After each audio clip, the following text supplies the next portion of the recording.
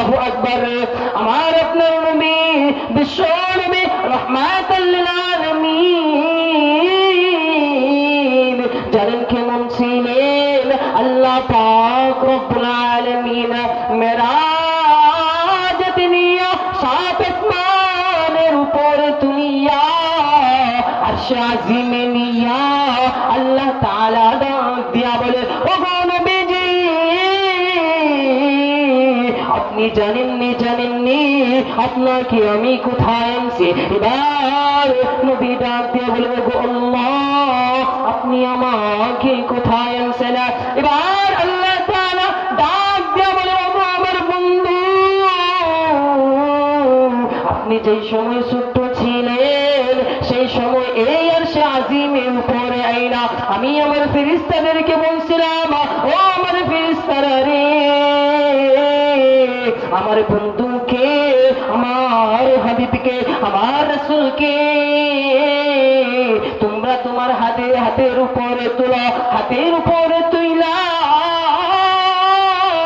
পুরো জমিনটারে দেখাও, আসমানটারে দেখাও, পাহাড় পর্বত সকল কিছুকে দেখাও, আমি আমার নবীকে কেমন ভাবে বানাইলাম, আমি আমার নবীর চেহারাটা কিরকম ভাবে বানাইলাম, আসমান রে দেখাও, জমিন রে দেখাও, আমি আমার নবীর চক্ষুটা কিরকম ভাবে বানাইলাম, আমি আমার নবীর পুরো চেহারাটা কিরকম ভাবে বানাইলাম।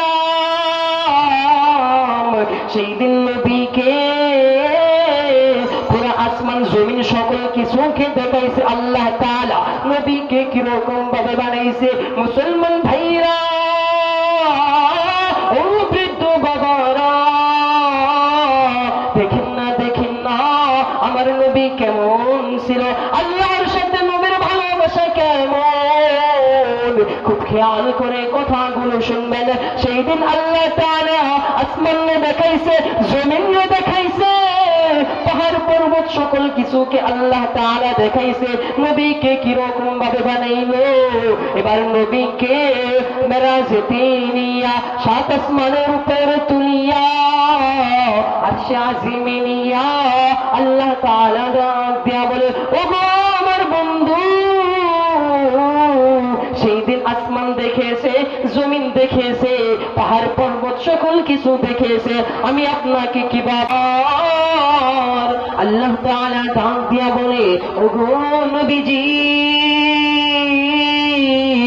সেই দিন আমি আল্লাহ আসমান দেখাইছি, জমিনের দেখাইছি, আপনি নবীকে আমি আল্লাহ কেমন ভাবে বানাইছি।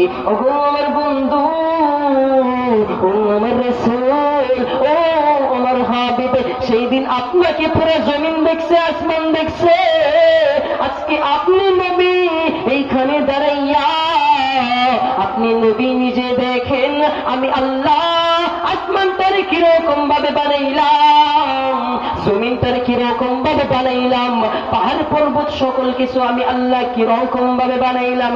আরে মুসলমান ভাই, যে আল্লাহ নবীকে এত ভালোবাসে, যে আল্লাহ নবীকে এত মহব্বত করে, সেই আল্লাহ বলে দিলেন তোমরা আমার নবীর অনুসরণ অনুকরণ করো, কিন্তু দুনিয়ার জমিনে আইসা আল্লাহকে ভুলিয়া আল্লাহর হুকুম না মানিয়া নবীকে ভুলে গিয়েছে।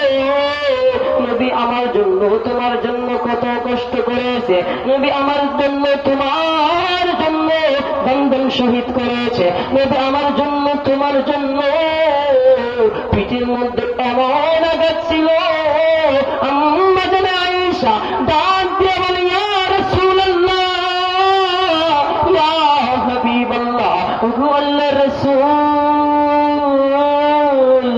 আপনার পিঠের মধ্যে এগুলো কিসের দাগ দেখা যায়? এবার নবীজি সাল্লাল্লাহু আলাইহি ওয়াসাল্লামকে আম্মা জান আয়েশা এইসব বলে ডাক দিয়া বলে, ওগো আল্লাহর রাসূল আপনার কি ছোট্ট সময় বসন্ত রোগ হয়েছিল?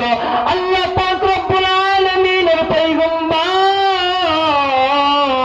নবী মুহাম্মদ ডাক দিয়া বলে, ওরে আয়েশা তুমি এইসব কি বলে? যে নবীর উপরে পোকা মাছি মশা পর্যন্ত বসা হারাম, সে